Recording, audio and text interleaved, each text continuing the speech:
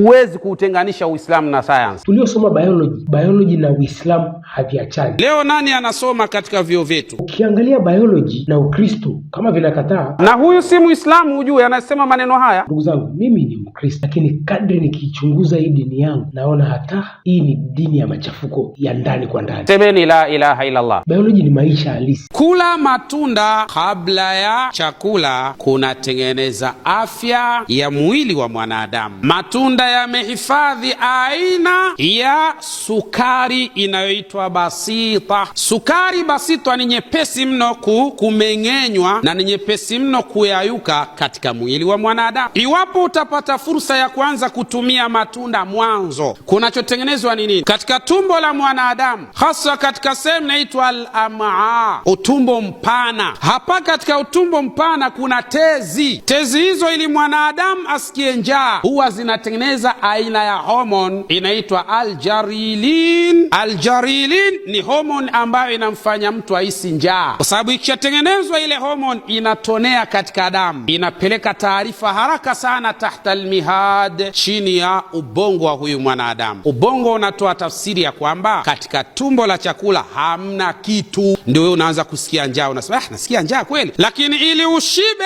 katika tumbo la chakula pia tezi hizi huwa zinatoa aina ya hormone. Hormone hiyo inaitwa leptin. Zinapozaliwa hizi zinatengeneza utumbo wa chakula au utumbo mpana, kuwa tayari unahisia kwamba mwili haujapungukiwa na jambo. Kwa hiyo ukienda sasa kuingia katika chakula utakula kiwango cha kutosha, sio utakula gunia zima tena. Biology na Uislamu haviachani. Leo nani anasoma katika vyuo vyetu? Huwezi kuutenganisha Uislamu na science. Anayekula nyama ya panya atapatwa na mushkili gani? Asifikirie mtu ya kwamba madhara yatadhihiri leo kesho, kala leo kesho tayari madhara yametokea. Hapana, nyama ya panya ina kiwango cha sumu inayoua polepole. Lakini na katika hatari zaidi ambayo inajitokeza kwa anayekula panya, kuifanya damu kuwa nyepesi sana katika mwili wa huyu mwanadamu. Kwa nini hii damu inakuwa nyepesi sana? Ni kwa sababu katika nyama ya panya kuna aina ya sumu inayoitwa alwarifin. Ni sumu ambayo inayostopisha na kusimamisha ndani ya mwili wa mwanadamu uzalishwaji wa protini inayoitwa alborothrombin. Hili ni jambo ambalo linaweza likapelekea tukio lifuatalo: mtu kuwa na tatizo la kutonea damu ndani ya mwili wake. Kama hilo halitoshi, hata masikioni anaweza kutokwa na damu. Kama hilo halitoshi, hata katika sehemu za haja, hata katika sehemu ya vinyoleo vyake anaweza kutokwa na damu. Maradhi ya kizunguzungu yatakuwa kwake yanajitokeza sana. Narudia tena, hayaji leo kesho. Kwa hiyo we kula tu kwa namna unavyokula, kula tu, lakini mwisho wa siku likija kulipuka halina mswalie Mtume. Biology na Uislamu haviachani. Leo nani anasoma katika vyuo vyetu? Huwezi kuutenganisha Uislamu na science. Science ndio Uislamu, Uislamu ndio science yenyewe.